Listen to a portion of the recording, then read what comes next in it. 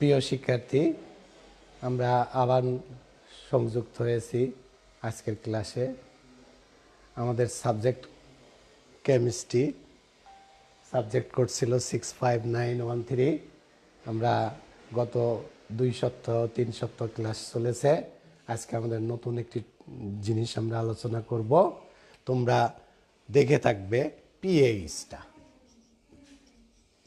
PH এটার আসলে পার্সুটেটেড hydrogen বলে। আমরা পিএইচ এর সংজ্ঞা দেব pH minus log H plus, আর পিওএইচ যদি দেই মাইনাস লগ ওএইচ মাইনাস। খেয়াল করবে আমাদের পিএইচ এর একটা সীমা থাকবে। এই সীমাটা পরীক্ষায় খুব গুরুত্বপূর্ণ একটি বিষয়। পিএইচ এর সীমা কত খেয়াল করবে।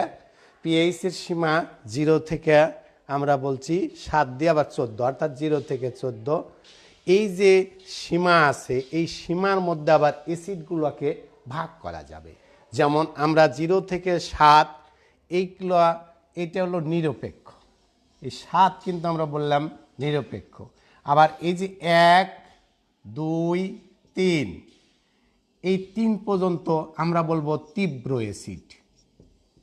আর এরপরে আমরা যদি বলি 4, 5, 6, 7, এগুলো কিন্তু মৃদু অ্যাসিড।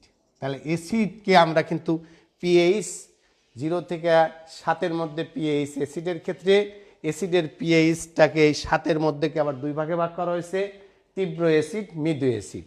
1 থেকে 3 যাদের পিএইচ তাদেরকে আমরা বলবো তীব্র অ্যাসিড, এবং 3 থেকে 7 হলো আমরা বলবো মৃদু অ্যাসিড। ক্ষারকের বেলায় আমাদের উল্টা জিনিসটা। ক্ষারকের হচ্ছে 7 থেকে 14। এই ক্ষারকের হচ্ছে এই যে 7 থেকে 10, 7 থেকে 10 এটা কিন্তু মৃদু ক্ষার, মৃদু ক্ষারক। আর এই যে 10 থেকে 14 পর্যন্ত এটা কিন্তু তীব্র ক্ষারক।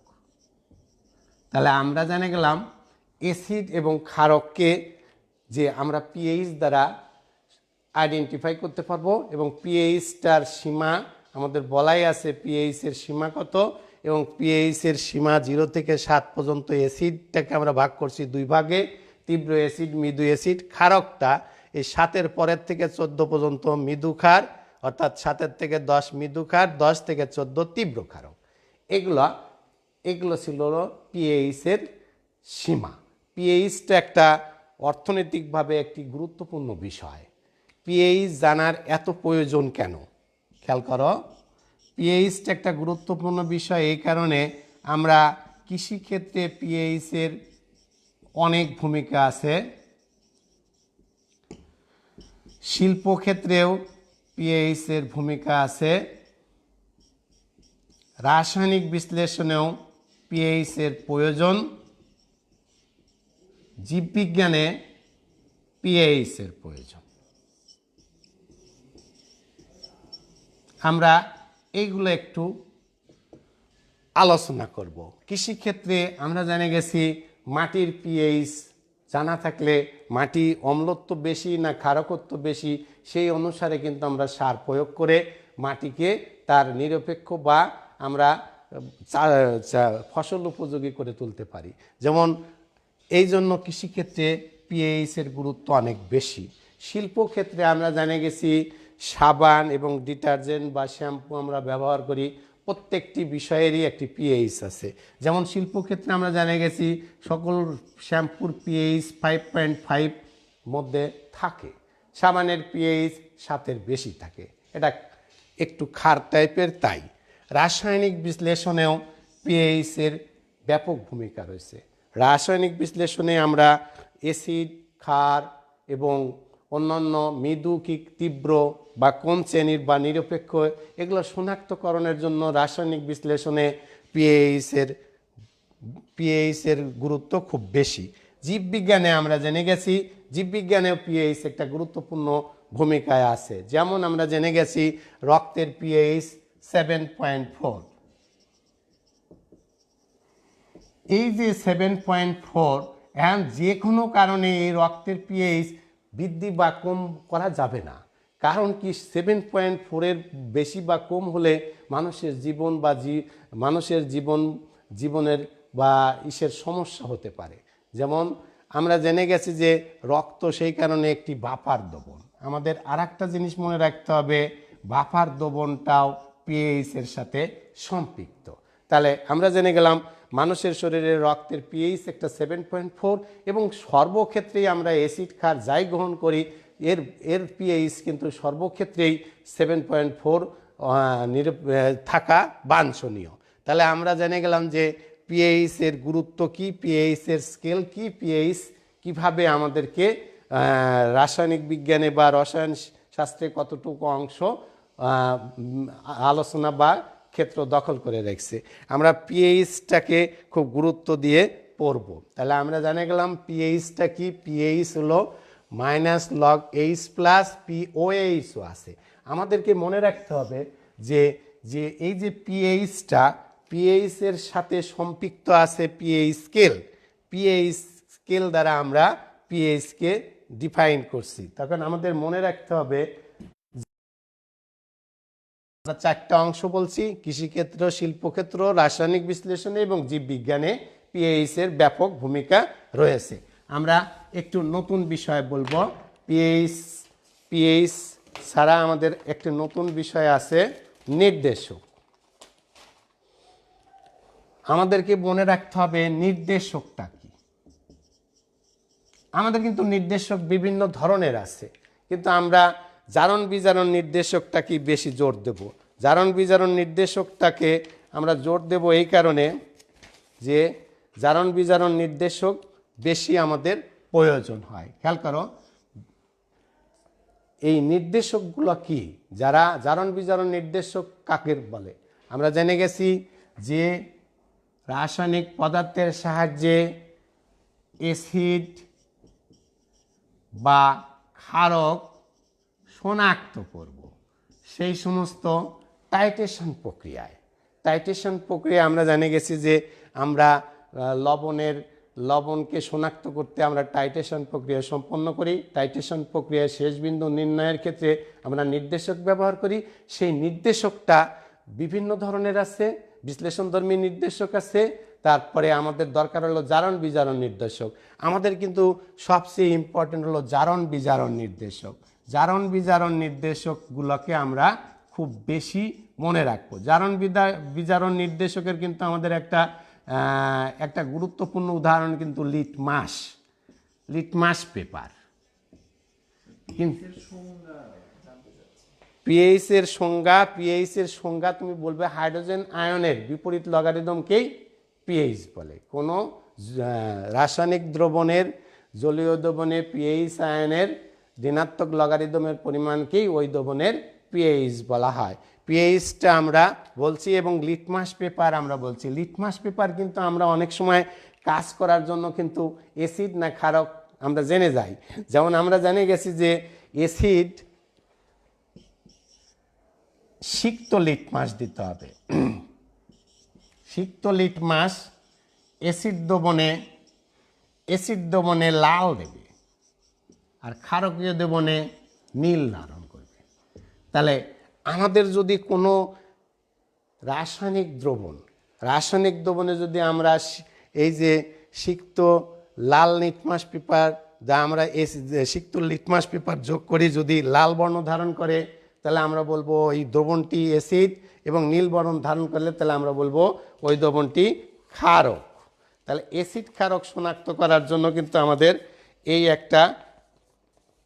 একটা লিটমাস পেপার একটি নির্দেশক। আরও আছে মিথাইল অরেঞ্জ,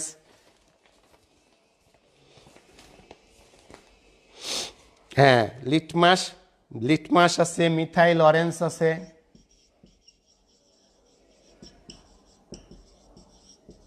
মিথাইল অরেঞ্জ, এখন যদি কয় মিথাইল অরেঞ্জ কি, এটা একটা নির্দেশক কি, যা আমাদের জারণ বিজারণের সংজ্ঞায় বলা আছে যে অ্যাসিড না ক্ষার নির্দেশ করে সেই রাসায়নিক পদার্থকে আমরা নির্দেশক। মিথাইল অরেঞ্জ একটি নির্দেশক। এটা অ্যাসিড দ্রবণে, মিথাইল অরেঞ্জ অ্যাসিড দ্রবণে গোলাপি,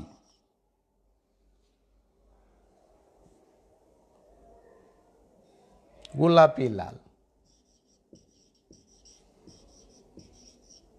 এটা হলুদ বর্ণ ধারণ করবে। তাহলে এরকম আছে আর একটা নাম দেয় মিথাইল রেড। মিথাইল রেড এটাও একটা নির্দেশক। মিথাইল রেড কি করবে? অ্যাসিড দ্রবণে লাল বর্ণ দেবে এবং ক্ষারকীয় দ্রবণে হলুদ বর্ণ দেবে। আর একটা আমরা নির্দেশকদের লিখব ফেনপথ্যালিন। ফেনপথ্যালিন, এই ফেনপথ্যালিন অ্যাসিড দ্রবণে বর্ণহীন এবং ক্ষারকীয় দ্রবণে বেগুনি বর্ণ ধারণ করবে। তাহলে এই যে নির্দেশক আমাদের কিন্তু মনে রাখতে হবে, একটি নির্দেশক কিন্তু একটি দ্রবণের জন্য প্রযোজ্য, অন্য নির্দেশক কিন্তু যে নির্দেশক যেটা করলো অন্যটা সেটা করতে নাও পারে। তাহলে এই যে আমাদের সিক্ত লিটমাস পেপার অ্যাসিড দ্রবণে লাল, ক্ষারকীয় দ্রবণে নীল। মিথাইল অরেঞ্জ অ্যাসিড দ্রবণে গোলাপি লাল এবং ক্ষারকীয় দ্রবণে হলুদ। মিথাইল রেড একটা লাল হলুদ, ক্ষারকীয় দ্রবণে হলুদ। ফেনপথ্যালিন বর্ণহীন অ্যাসিড দ্রবণে এবং ক্ষারকীয় দ্রবণে বেগুনি। তাহলে এই যে নির্দেশক, এখন যদি বলা হয় নির্দেশকের বৈশিষ্ট্য কি, খেয়াল করো এই নির্দেশকের বৈশিষ্ট্যগুলো কি হবে। নির্দেশকের কিন্তু বৈশিষ্ট্যের মধ্যে একটি প্রধান বৈশিষ্ট্য থাকবে, তার একটি নির্দিষ্ট পিএইচ থাকবে। বর্ণ উজ্জ্বল বর্ণ হতে হবে, কারণ তাদের বর্ণ দ্বারাই কিন্তু অ্যাসিড ক্ষারক নির্দেশক করবে এবং তারা অ্যাসিডে এবং ক্ষারক শনাক্তকরণে দ্রুত বর্ণের পরিবর্তনের মাধ্যমে তা প্রদর্শন করবে। এগুলো কার ধর্ম? নির্দেশকগুলোর ধর্ম। নির্দেশক কিন্তু আসলে ইন্ডিকেটর বলে, এই ইংলিশে ইন্ডিকেটর বলে, ইন্ডিকেট করে, অর্থাৎ যাহা ইন্ডিকেট করে। কি ইন্ডিকেট করে? যা অ্যাসিড না ক্ষার, ওই দ্রবণটা অ্যাসিডীয় না ক্ষারক তা নির্দেশ করতেছে, তাই আমরা এদেরকে নির্দেশক বা ইন্ডিকেটর বলবো। এই ইন্ডিকেটরের কিন্তু একটা নির্দিষ্ট পিএইচ থাকবে। এরা সাধারণত উজ্জ্বল বর্ণ বিশিষ্ট হতে হবে এবং সহজেই বর্ণের পরিবর্তনের মাধ্যমে তাদের টাইট্রেশন প্রক্রিয়া শেষ বিন্দু নির্ণয়ে একটি ভূমিকা নির্দেশ করবে, অ্যাসিড না ক্ষার। এগুলো ছিল নির্দেশকের বিশেষ বৈশিষ্ট্য। আর নির্দেশকের ব্যবহার তো আমরা বললামই, আমরা বিভিন্ন জলীয় দ্রবণে সে অ্যাসিডীয় দ্রবণ না ক্ষারকীয় দ্রবণ এবং টাইট্রেশন প্রক্রিয়ায় সম্পন্ন করতেও কিন্তু আমরা নির্দেশক ব্যবহার করব। অনেকগুলো নির্দেশক আছে, আমরা এখানে 4টা নির্দেশকের নাম লিখছি, আরও নির্দেশক আছে।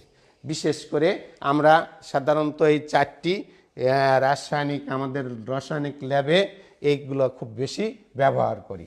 আমাদের গেল নির্দেশকের প্রক্রিয়া এবং নির্দেশকের ব্যবহার। আমরা একটি অ্যামোনিয়া শিল্প উৎপাদন করব। শিল্প উৎপাদন, এটা কিন্তু একটা গুরুত্বপূর্ণ কোশ্চেন।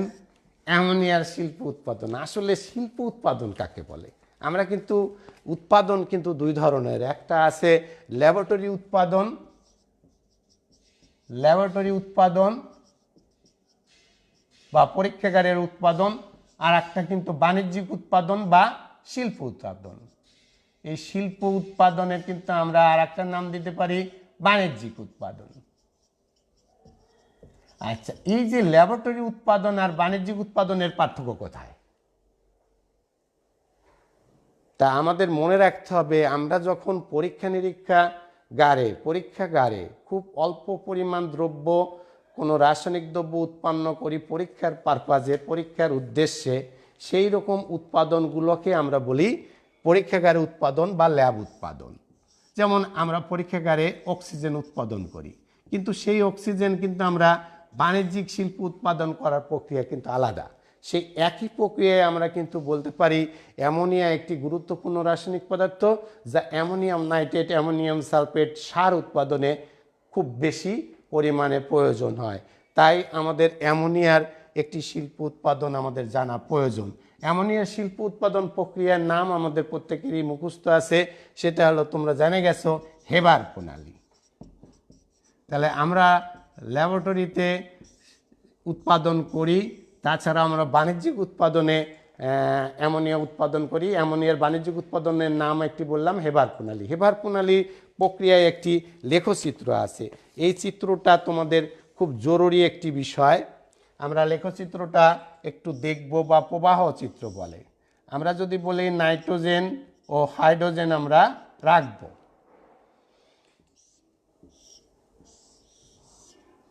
এখানে আমাদের একটা প্রকোষ্ঠ থাকবে, সেই প্রকোষ্ঠে আমরা পেষণ যন্ত্র থাকবে, এই যে 200 বায়ু চাপ। তারপরে আমরা আর একটা প্রকোষ্ঠ রাখবো, এই প্রকোষ্ঠে থাকবে হলো শীতল প্রকোষ্ঠ বা প্রভাবক প্রকোষ্ঠ আমরা বলি।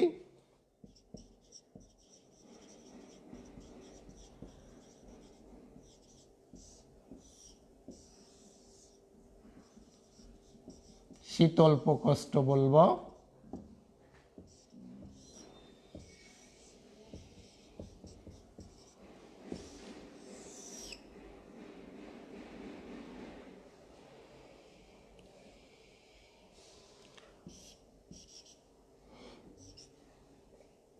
এই প্রবাহক প্রকোষ্ঠে আমরা কিন্তু আয়রন চূর্ণ আর মোলিবডেনাম রাখবো।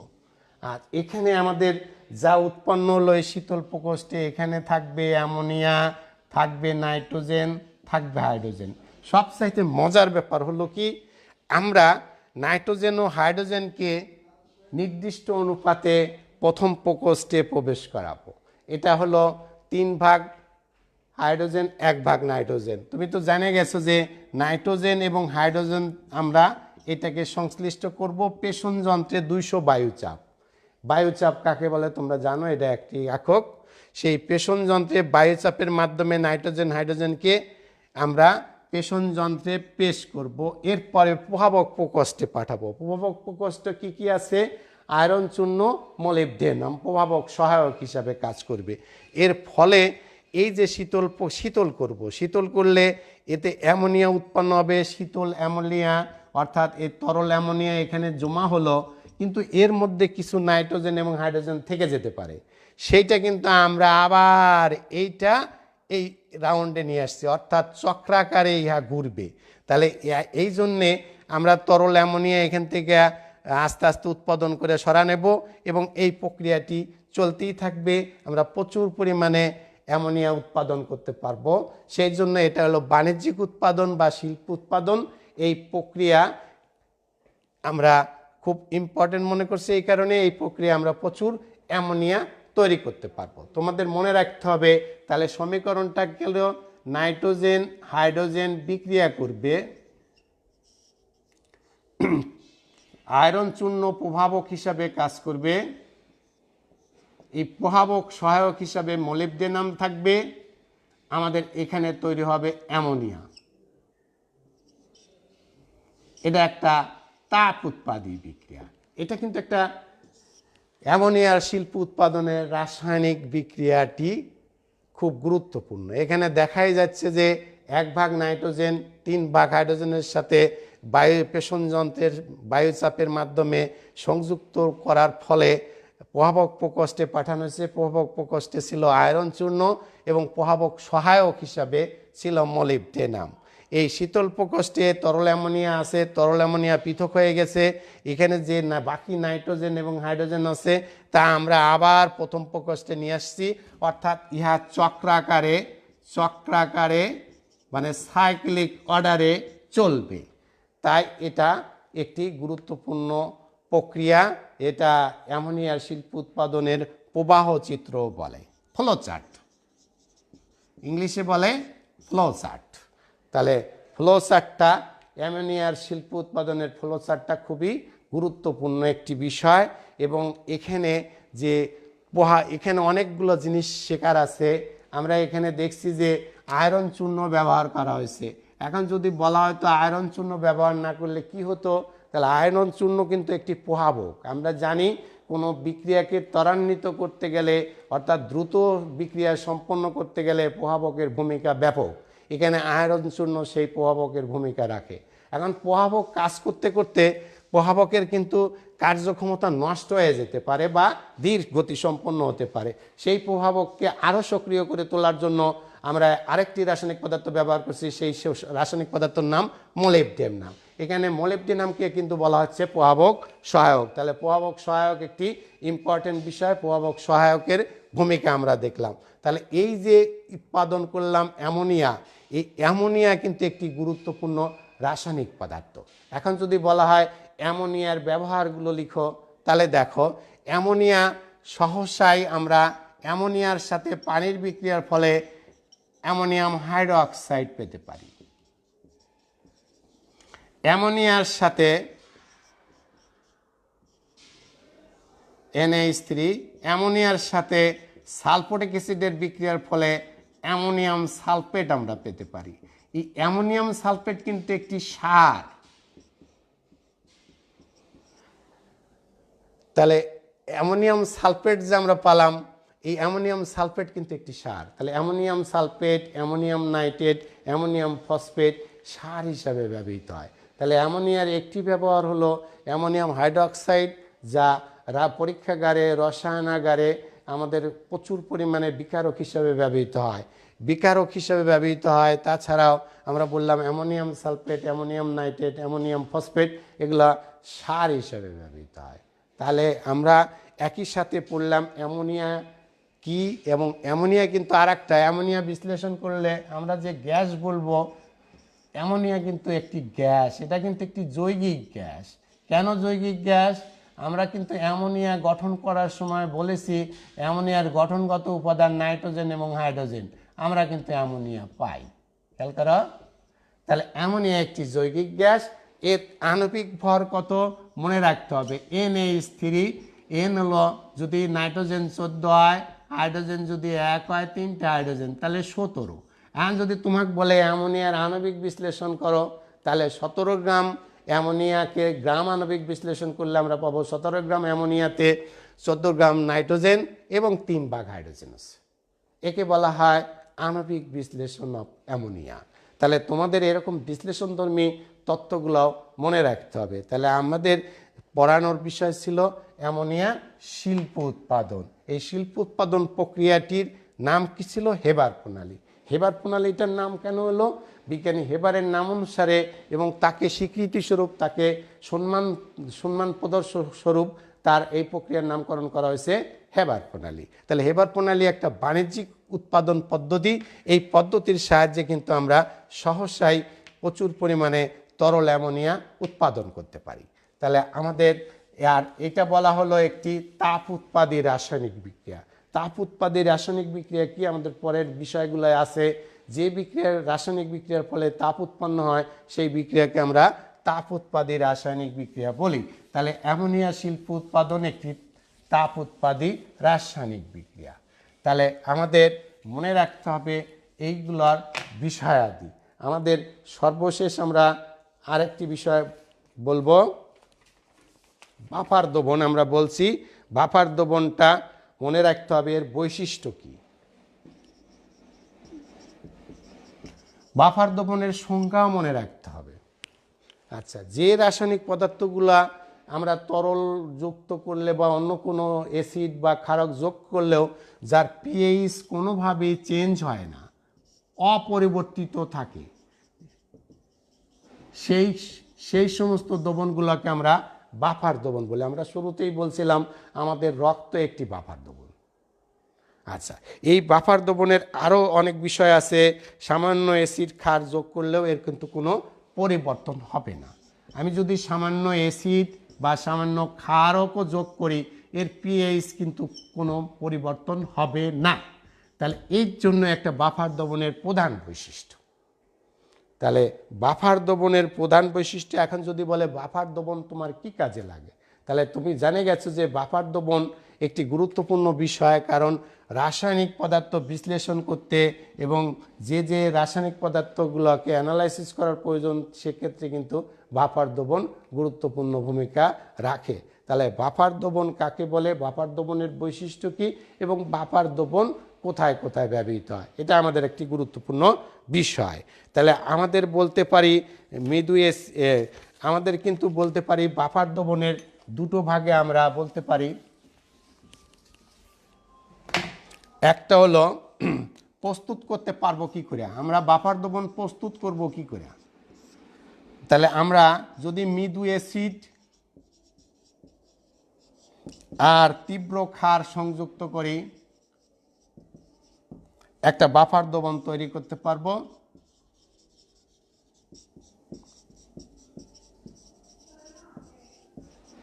আর একভাবে আমরা করতে পারবো মৃদু ক্ষারক তীব্র acid, ammonium hydroxide plus ammonium chloride. আমি একটু বিশ্লেষণ করব, খেয়াল করো।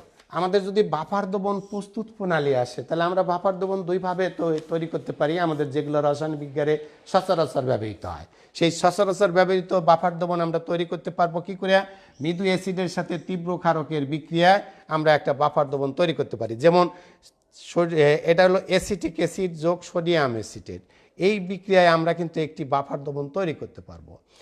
এই জায়গায় আর একটা দেখানো হচ্ছে মৃদু ক্ষারক, অ্যামোনিয়াম হাইড্রোক্সাইড একটা মৃদু ক্ষারক, তোমরা জেনে গেছো পটাশিয়াম হাইড্রোক্সাইড সোডিয়াম হাইড্রোক্সাইড তীব্র ক্ষারক। এগুলা কিন্তু তোমার আলাদা করে মনে রাখতে হবে, এগুলো তীব্র ক্ষারক। আর অ্যামোনিয়াম হাইড্রোক্সাইড কিন্তু একটি মৃদু ক্ষারক। তাহলে এই যে মৃদু ক্ষারক অ্যামোনিয়াম হাইড্রোক্সাইড, অ্যামোনিয়াম ক্লোরাইড একটি তীব্র অ্যাসিড। এখন অ্যামোনিয়াম ক্লোরাইড তীব্র অ্যাসিড কি, কেন, এটাও বিশ্লেষণ করা যায়। তাহলে আমরা জেনে গেছি যে এই প্রক্রিয়ায় আমরা কি তৈরি করতে পারি, বাফার দ্রবণ তৈরি করতে পারি। তাহলে বাফার দ্রবণ কাকে বলে, সামান্য অ্যাসিড সামান্য ক্ষারক যোগ করলেও যে সমস্ত দ্রবণগুলা রাসায়নিক পদার্থের পিএইচের কোনো পরিবর্তন হয় না, সেই সমস্ত রাসায়নিক পদার্থগুলা রসায়ন বিজ্ঞানে বাফার দ্রবণ চিহ্নিত। বাফার দ্রবণের কি বৈশিষ্ট্য, পিএইচ অপরিবর্তিত থাকে, সামান্য অ্যাসিডেও পিএইচ অপরিবর্তিত থাকবে, সামান্য ক্ষার যোগ করলেও পিএইচ অপরিবর্তিত থাকবে। আর বাফার দ্রবণ আমরা তৈরি করতে পারি কি করে, মৃদু অ্যাসিড তীব্র ক্ষারের সংশ্লিষ্টতাও আমরা বাফার দ্রবণ তৈরি করতে পারি। মৃদু ক্ষারক এবং তীব্র অ্যাসিডের মাধ্যমে আমরা বাফার দ্রবণ তৈরি করতে পারি। আচ্ছা, তাহলে আমাদের আজকের পঠিত বিষয়গুলা আর একবার স্মরণ করে দিয়ে আমাদের আজকের ক্লাস শেষ করব। তাহলে আমরা পড়লাম হলো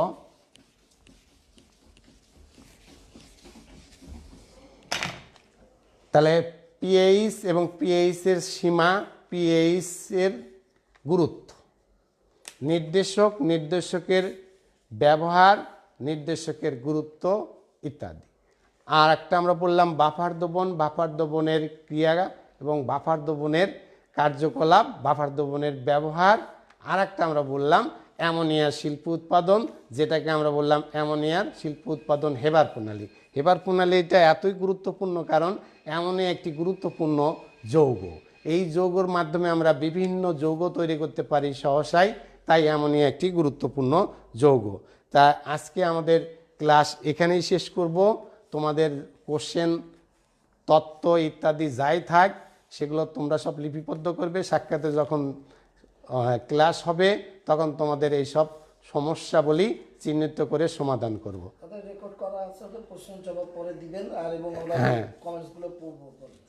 হ্যাঁ, তোমাদের যে কোশ্চেনগুলো বলা হচ্ছে বা লিখছো সেগুলো আমরা পরে সেগুলো দেখব। আজকে এই পর্যন্তই।